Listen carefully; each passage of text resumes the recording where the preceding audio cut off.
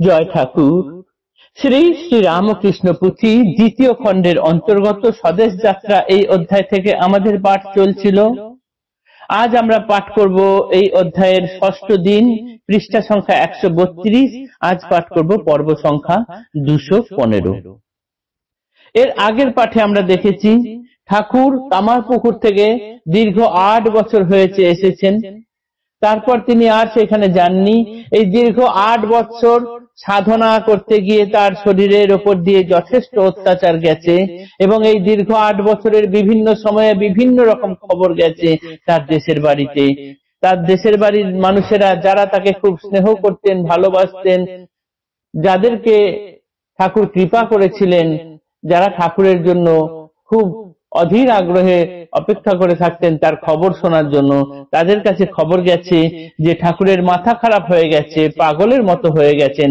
তিনি কখনো কাঁদছেন, হাসছেন, বিভিন্ন সময়ে আল্লাহ হরি ইত্যাদি সাধনা করছেন, কখনো ক্ষীণবল তো কখনো বিক্রম কেশরী, কখনো পিশাচের মতো সাধনা করছেন, কখনো কদর্য আচার আচরণ করছেন, কখনো উলঙ্গ হয়ে থাকছেন, কখনো হনুমানের মতো লাফিয়ে বেড়াচ্ছেন, আবার কখনো বালকের মতো ব্যবহার করছেন।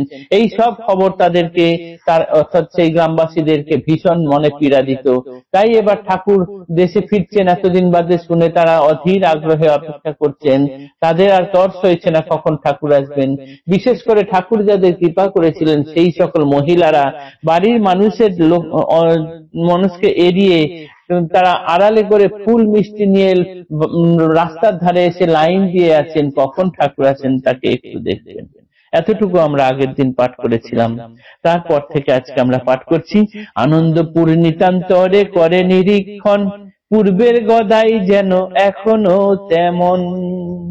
প্রথমেই একটা আনন্দের খবর। এই 8 বছর ধরে তারা যে যে সকল রটনাগুলো শুনেছিলেন, যে গদাই পাগল হয়ে গেছে, আগের মতো আর নেই, তার শরীর ক্ষীণ হয়ে গেছে, বিভিন্ন রকমের কদর্য আচার আচরণ করছেন, ঠাকুরকে প্রথম দেখেই তাদের হৃদয় আনন্দে পূর্ণ হয়ে উঠল।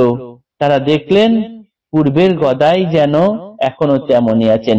আনন্দপুর নিতান্তরে করে নিরীক্ষণ, পূর্বের গদাই যেন এখনো তেমন।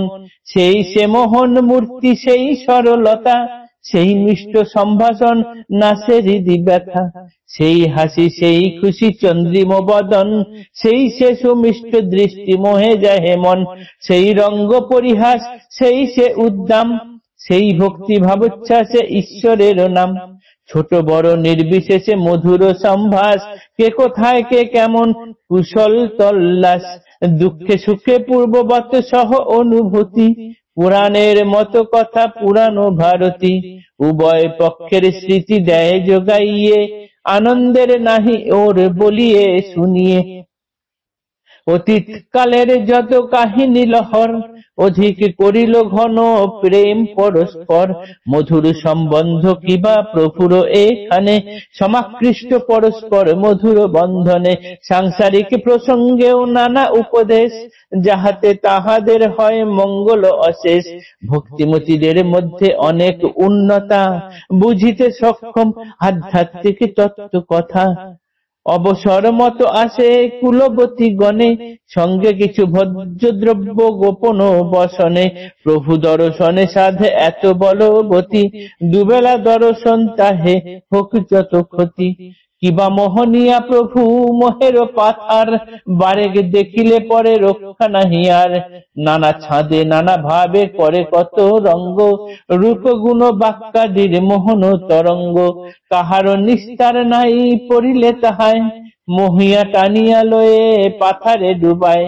পল্লীগ্রামে সমাজের নিগুড় বন্ধন, বদ্ধ যাহে কোমলাঙ্গী কুলবতীগণ।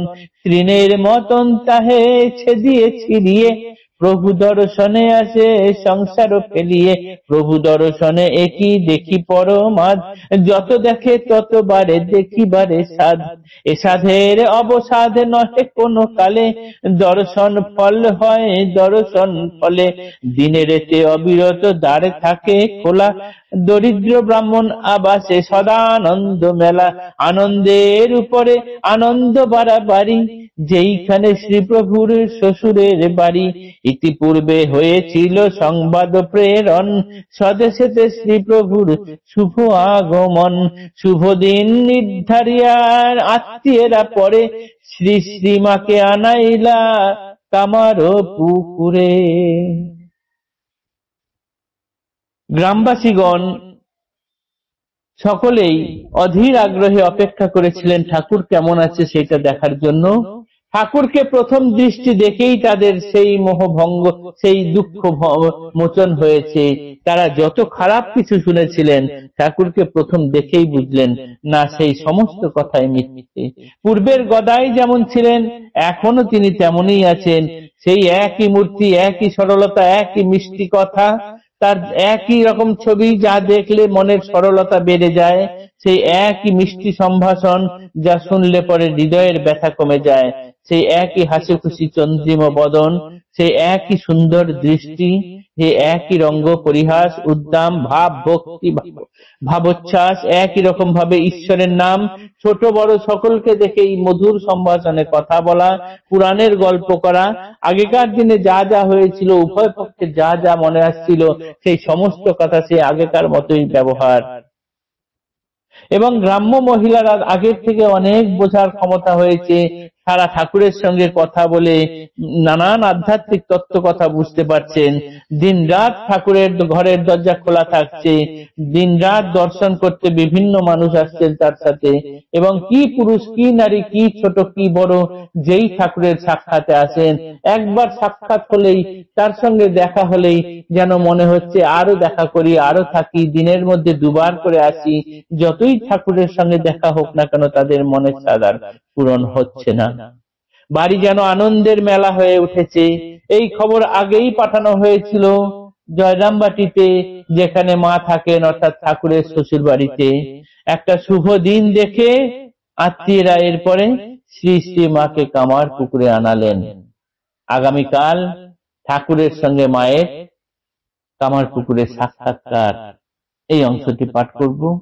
জয় ঠাকুর, নমস্কার।